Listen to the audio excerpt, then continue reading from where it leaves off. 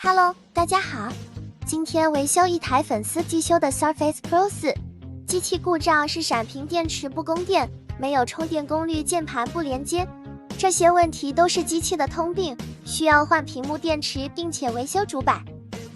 直接拆机，开始维修。